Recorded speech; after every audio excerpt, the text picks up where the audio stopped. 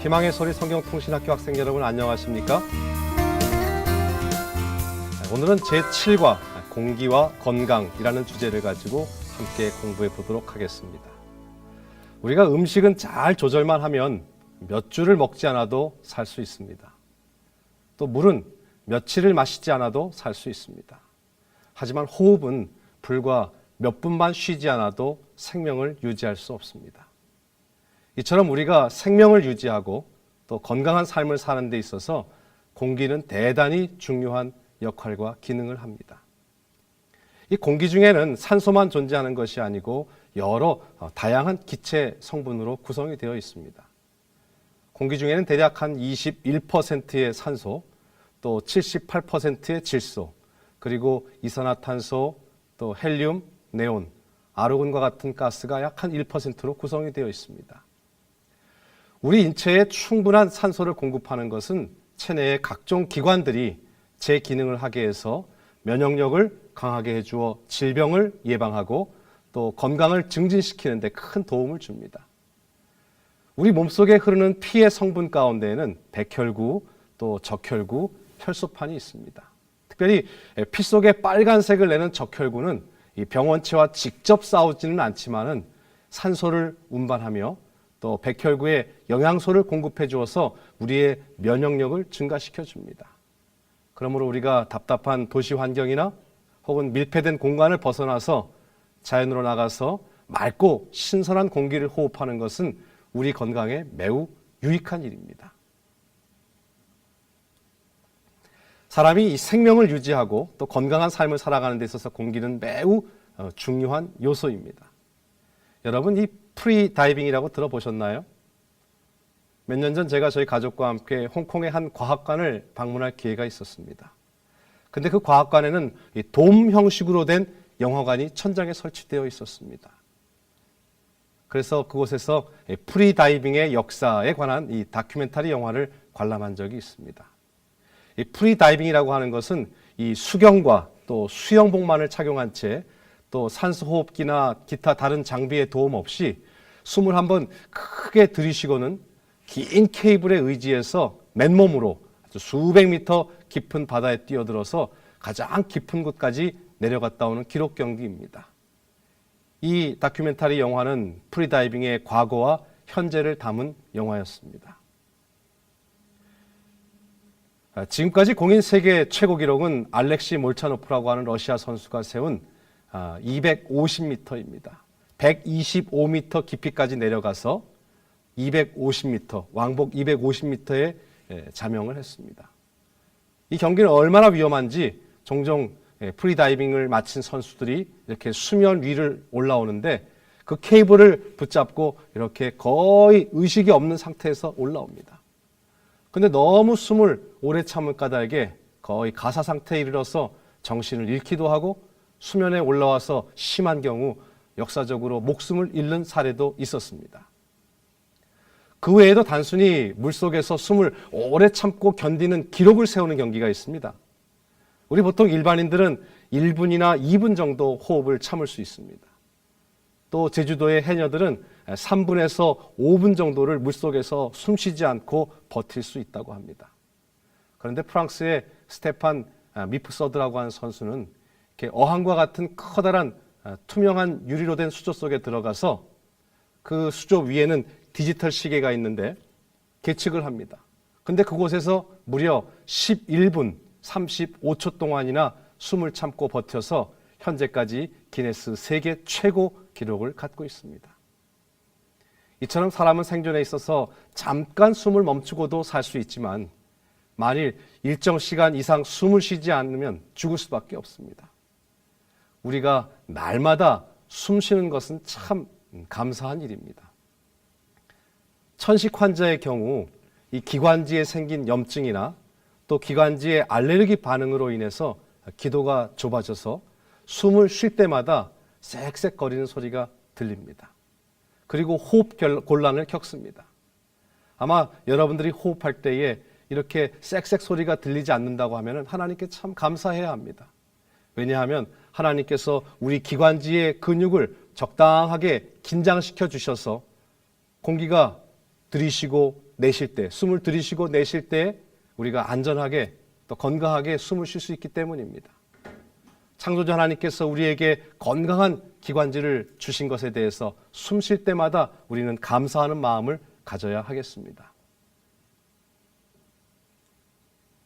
이 숨을 쉬는 메커니즘에 있어서 사실 식물과 동물은 다소 차이가 있습니다.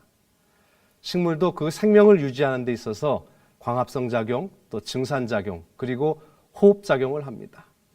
그래서 잎사귀에 있는 기공을 통해서 호흡을 합니다.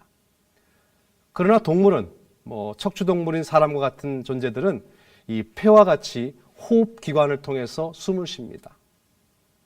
그래서 산소를 공급받습니다.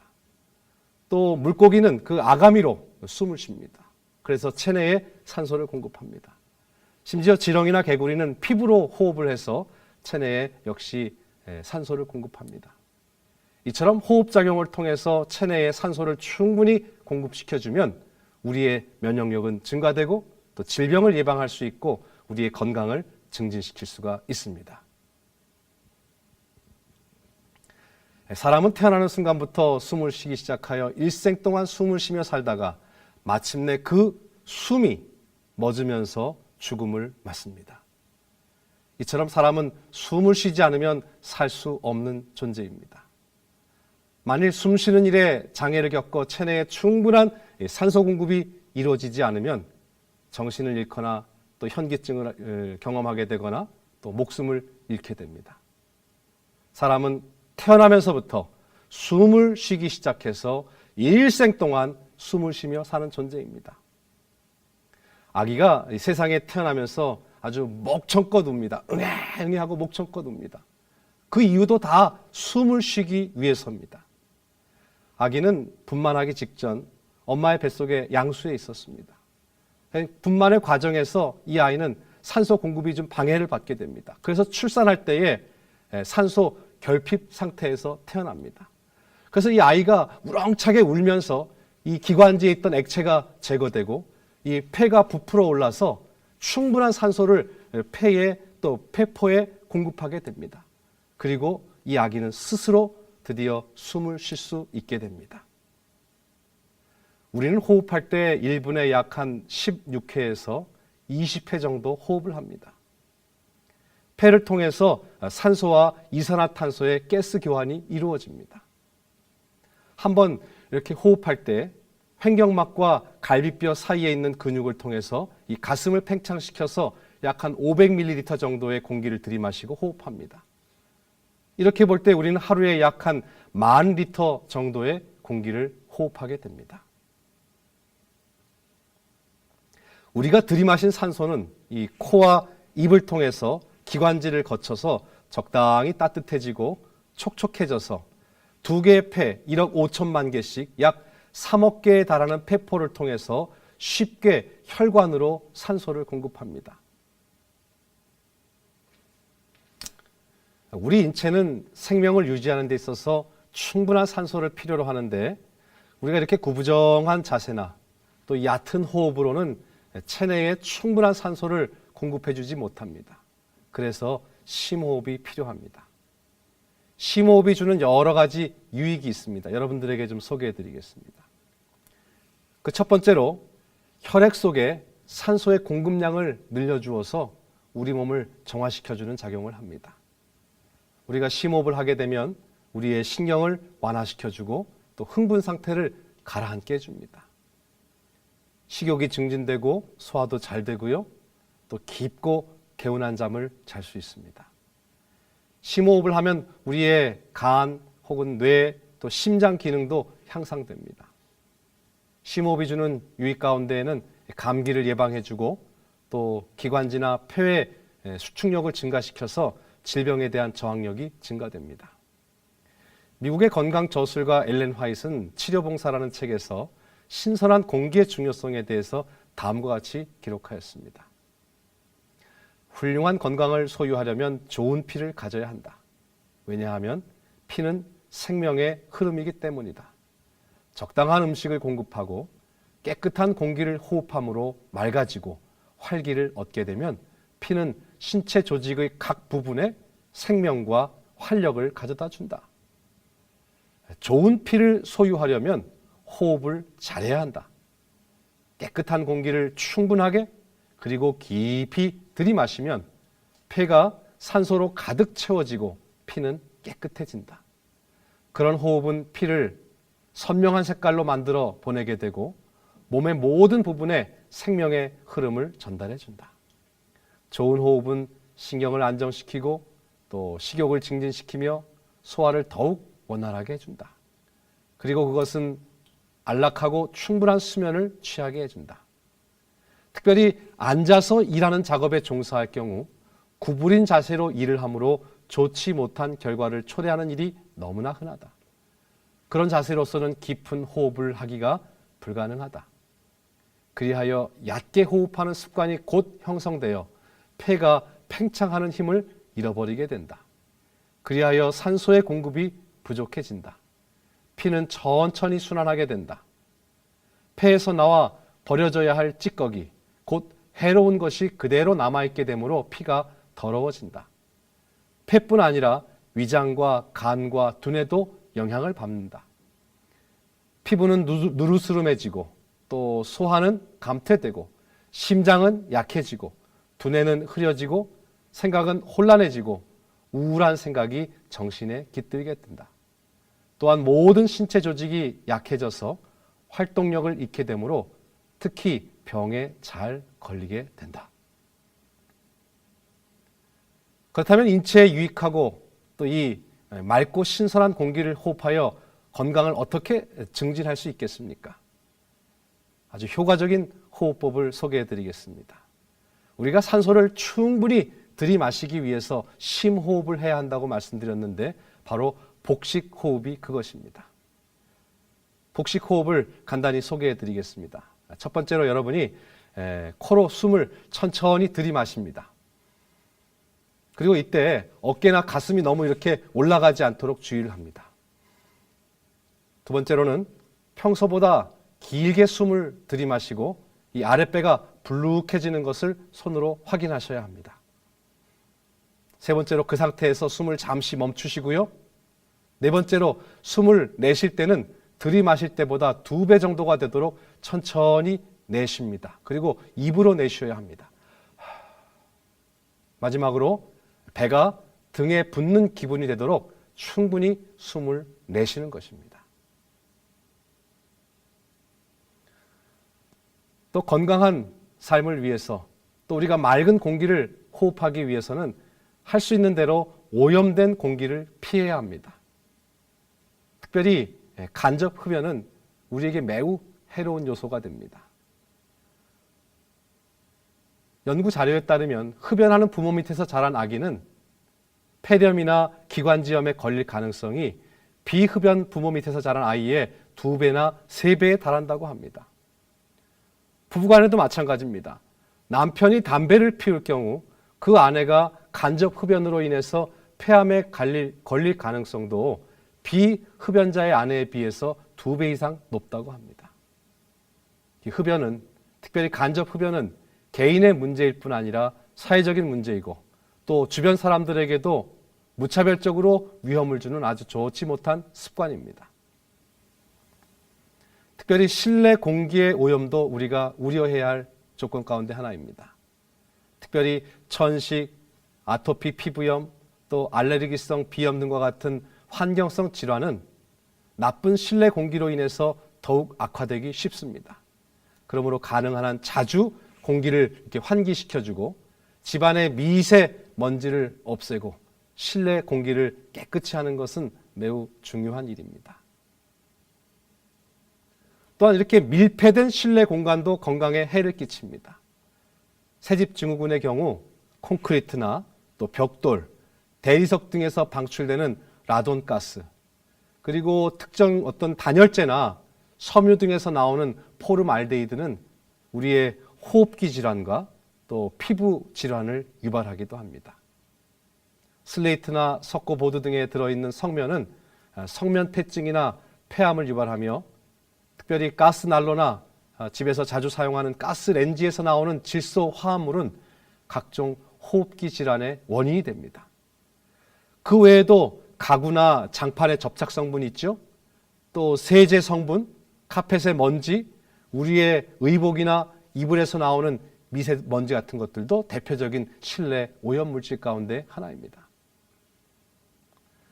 그러므로 항상 우리가 실내 공기를 신선하도록 하기 위해서 자주 환기를 시키고 집안의 모든 냄새나는 오염원들을 제거해 주어야 합니다. 공기 오염으로 인한 증상이나 질병이 있습니다. 알레르기 반응이라고 하죠. 그래서 눈물이 난다든지 콧물이 난다든지 어떤 분들은 쉴 새 없이 재채기를 하고 또 때로는 인후염이나 편도선염, 두통, 천식, 또 만성 산소 결핍으로 인해서 어려움을 겪기도 합니다. 또 호흡기 질환으로는 폐렴이나 기관지염, 또 폐기종, 또 폐결핵, 또 천식과 폐암 등을 유발하기도 합니다. 여러분 하품을 하는 이유를 아십니까?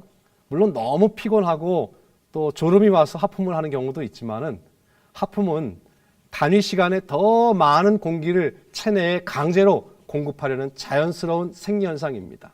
그래서 하고 하품을 통해서 더 많은 공기를 호흡합니다. 그래서 하품을 통해서 신체가 나에게 사인을 보내는 겁니다. 주인님, 더 많은 공기를 공급해 주십시오. 그리고 하품을 몇 차례를 해요. 하품을 몇 차례를 했을 때 우리가 밖에 나가서 신선한 공기를 마셔주면 괜찮은데 신선한 공기를 마셔주지 않고 계속 그 밀폐된 공간에 있으면 어떻게 해요? 몸에서도 자구책을 마련합니다. 이제 산소를 공급해달라고 하품을 그렇게 했는데 산소를 공급해주지 않겠다고 하면은 나도 어떻게 하겠다? 산소의 소비를 줄이겠다. 그러니까 하품을 몇 번 하다가 어떻게 해요? 점점 대사량을 줄입니다. 그래서 움직임이 둔해지고 움츠려들고 그래서 최소한의 산소를 소비하기 위해서 수면 모드로 들어갑니다. 그래서 하품을 몇 번 하다가 움직임이 둔해졌다가 깊은 잠에 빠져들게 되는 것입니다. 뇌에 산소 공급이 부족하면 집중력이나 기억력 또 주의력 등이 떨어지게 되고 피로감이 빨리 옵니다. 이에 반해서 신선한 공기로 가득한 환경에서 우리가 이 심호흡을 하고 또 뇌 속에 산소를 충분히 공급해 주게 되면 피로감을 덜 느끼게 되고 또 집중력이나 기억력 또 주의력 등이 매우 향상됩니다. 숲은 하나님이 우리에게 허락하신 자연 헬스장입니다. 숲은 생명이 살아있는 곳이고 생명체의 보고입니다. 여러분이 아무리 바쁘고 분주하다고 할지라도 자주 숲에를 가십시오. 숲에 가셔서 정말 맑고 신선한 공기를 호흡하십시오. 맑고 신선한 공기, 또 물, 새, 꽃, 나무, 바람소리, 흙내음, 물소리, 곤충, 숲에는 생명으로 충만한 곳입니다. 숲에 가면 제가 처음에 말씀드린 대로 아주 풍부한 산소가 있습니다. 처음에 언급드렸듯이 일반 대기 중에 산소 농도는 약 한 21%입니다. 그러나 도시는 산소의 농도가 좀 적습니다. 약 한 20% 안팎입니다. 강원도의 숲은 22%입니다. 그래서 산소의 밀도가 높아서 한 번의 호흡으로 더 많은 산소를 체내에 공급하기 때문에 덜 피로하고 또 신체 기능이 제 기능을 다합니다. 우리가 숲을 거닐게 되면 종일 도심 한복판에서 백화점이나 또 쇼핑몰을 다닐 때에는 아주 피로감이 빨리 다가오지만은 우리가 숲에서는 하루 종일 걸어 다녀도 피로감을 덜 느끼게 됩니다. 사실 이 온도가 높아지게 되면 기체 활동이 매우 활발해집니다. 그래서 상대적으로 밀도가 감소합니다. 하지만 높은 온도에서 이처럼 호흡할 때에는 적은 양의 산소를 들이마시게 되는데 상대적으로 서늘한 숲속은 산소 밀도가 높습니다. 그러므로 숲에서는 운동을 하더라도 충분한 양의 산소를 마실 수 있기 때문에 피로감이 덜합니다. 1헥타르의 소나무 숲에서는 연간 약 한 18톤의 엄청난 산소를 배출한다고 합니다. 이로 보면 숲은 인간이 생존을 위해서 호흡하는 가장 기본적인 요소인 산소를 공급하는 산소 탱크인 셈입니다. 또 숲에는 아주 풍부한 피톤치드가 있습니다. 식물에서 어떤 세균이나 원생 생물을 죽이는 역할을 하는 물질이 바로 피톤치드입니다. 이 피톤치드는 파이토라고 하는 식물이라는 뜻과 또 치드, 사이드라고 하는 죽이다 하는 뜻을 합성한 언어입니다. 용어입니다. 그래서 식물이 미생물을 죽이기 위해서 또 자신을 보호하기 위해서 발산하는 휘발성 향기 물질이면서 살균 물질입니다. 그래서 우리가 숲에서 풍부한 피톤치드를 접하게 되면 우리의 신진대사가 원활해지고 또 생기를 얻게 됩니다. 또 숲에 가면 음이온이 풍부합니다. 공기 중에 전하를 띤 미립자가 있는데 그것이 음이온입니다. 그 음이온이 인체 조직과 또 정신 상태에도 영향을 줄 수 있습니다. 우리 사람의 몸은 정신적으로 긴장하거나 혹은 육체적인 피로가 쌓일 때에 많은 양의 양이온을 방출합니다.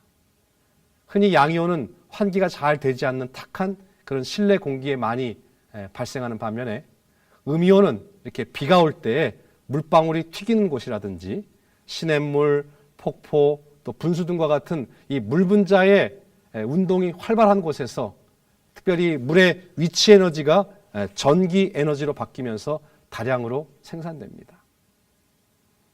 아까 설명드렸던 미국의 건강 저술가 엘렌 화이트는 역시 말합니다. 깨끗한 공기, 또 상쾌한 햇빛, 또 아름다운 꽃과 나무들, 과수원과 포도원들, 이런 환경에서의 5개 활동은 건강을 증진시키는 불로불사의 명약이다 그랬습니다. 또 5개 생활은 많은 병약자가 필요로 하는 유일한 약이다. 그 영향은 위행적인 생활이나 육체적, 정신적, 영적 능력을 약화시키고 파괴하는 생활 때문에 생기는 여러 질병을 치료하는 데 강하다 그랬습니다.